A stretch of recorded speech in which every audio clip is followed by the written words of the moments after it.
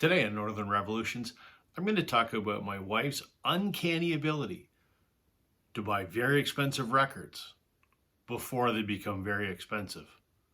Got the golden touch. Stay tuned.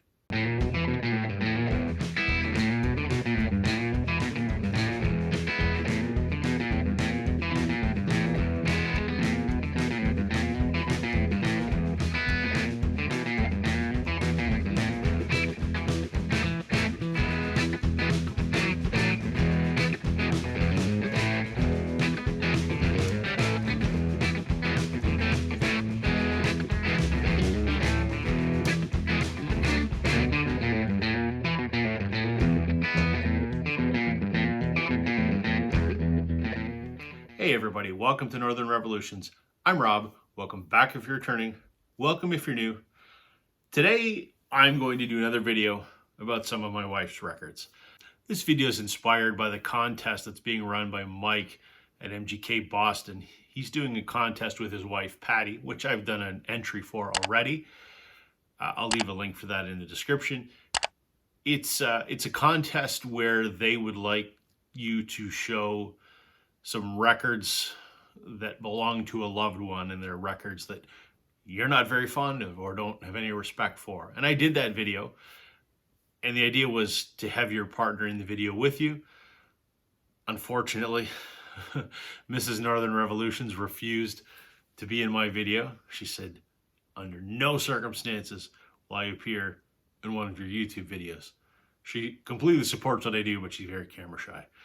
So I went about it a different way. I'll let you watch my video to find out. But watching everyone else's entries and watching the fun banter everyone had with their wives, I had a good time putting my entry together with my wife. Unfortunately, like I said, she wasn't on camera. But here's the interesting thing. My wife has a pretty small record collection, maybe 100, 125 records at the most.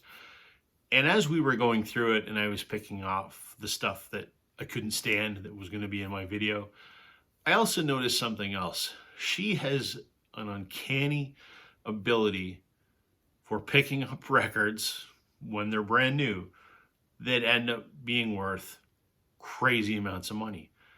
In fact, she's got almost all of the most expensive records in this house. I have the most expensive one, which is my Beatles Butcher cover.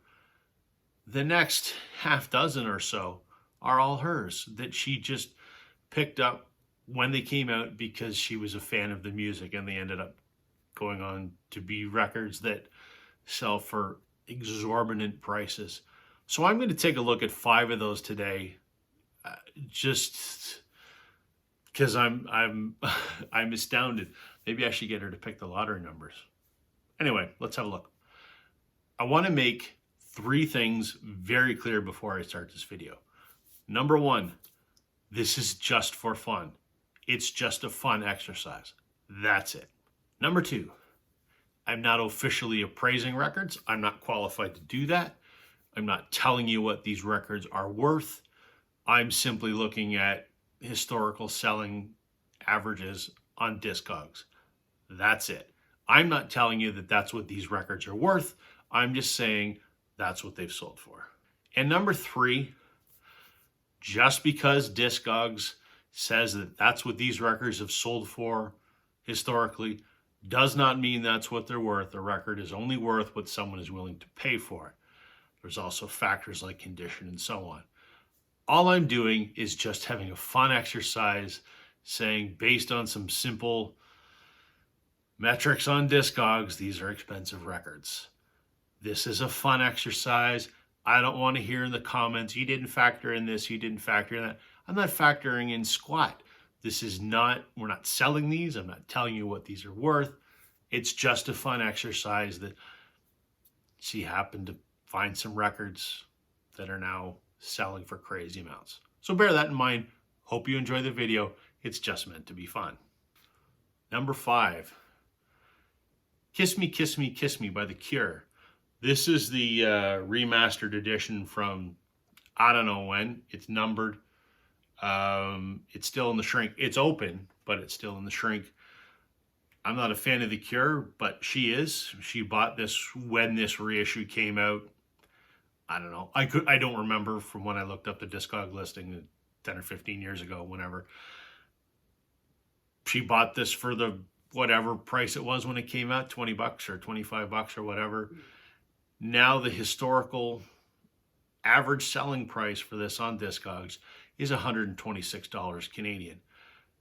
US, I think our dollar's like 70 cents American, 70 something cents American. So anyway, $126 Canadian. Number 4 is a soundtrack. My wife has a thing for soundtracks. I'm not a soundtrack guy. But number 4 is the soundtrack for Empire Records. This was a numbered Record Store Day release from a number of years ago. Again, this is mint. It's absolutely flawless. I'll still call it near mint. According to Discogs, the average selling price for this historically, $231 Canadian. And the current asking prices on this for, near mint to mint can go anywhere up to like $400. It's again, my wife bought this on Record Store Day when it came out, so it would have been, I don't know, 30 bucks, whatever it was, and now 230. Crazy. Number 3, another soundtrack. I don't get why this is what it is, but Twilight, New Moon. My wife loves these movies. I don't mind them either, to be quite honest. I'll sit and watch them with her.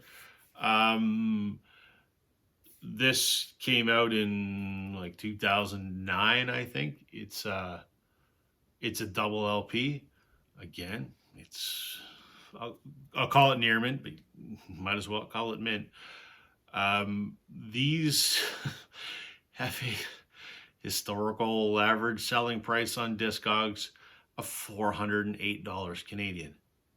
$400 for a Twilight soundtrack. I don't get it. I wouldn't pay $40. But hey, whatever. Just because I wouldn't doesn't mean some people won't.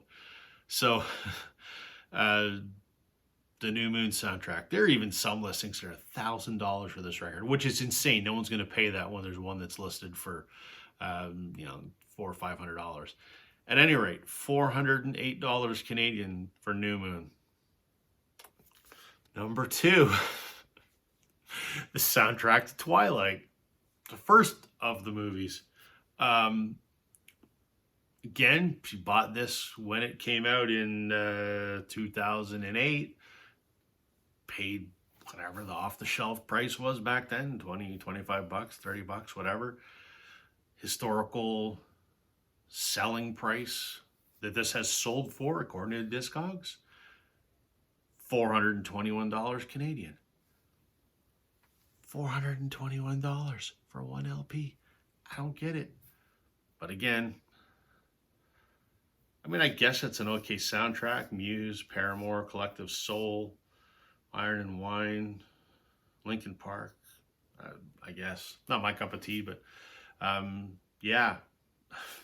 Twilight, $421. And number 1, I knew this was going to be the most expensive one in her collection. Another soundtrack. Almost Famous. This is the limited edition numbered. There's only 2,500 of this pressing. In case anyone's not familiar with this and looks at it and says, holy man, that's in shitty condition. This ringwear and everything, it's part of the cover design. There's not actual ringwear on this. Same on the back. This is designed to look like a record that's 30 or 40 years old. This is what this is supposed to look like. So the condition on this is almost near mint. It's a double LP. It's the same as the one that everyone recognizes with Kate Hudson on the front. It's the same soundtrack, just this is the limited edition packaging from 2000 when this came out. Kim didn't actually buy this when it came out. She snagged it off eBay in around about 2004, 2005, and I think maybe paid $50 for it, and the historical price that this has sold for on Discogs is $664 Canadian. I just thought it was humorous as I was going through Kim's collection, which is a small collection, when I was looking for shitty records, that there are some gems in there that are worth quite a bit of money. Again, they're only worth it if someone is willing to pay that. According to Discogs, people have paid those prices. Kim's never going to sell those. He just thought it was an interesting, fun exercise to contrast her, what did I call them, records that stink. So anyway, that was inspired by the contest that Mike and Patty and MGK Boston are having. Please check that out. I will also leave a link for that in the description. I think it's a great contest. That's all I've got for this one. Tomorrow will be New Year's Eve, so I would like to wish everyone a very happy New Year. I wish everyone has a prosperous 2023. And I want to thank everyone for their support over 2022, my very first year in the vinyl community.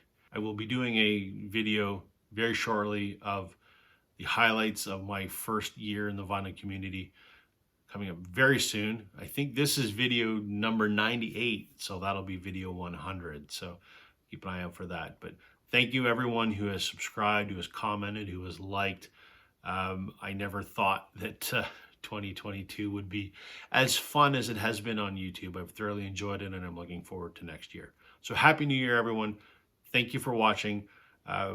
Please let me know in the comments what some of your gems of your collection are, things that you've lucked out on that are now worth a pretty penny. I'd love to hear about it.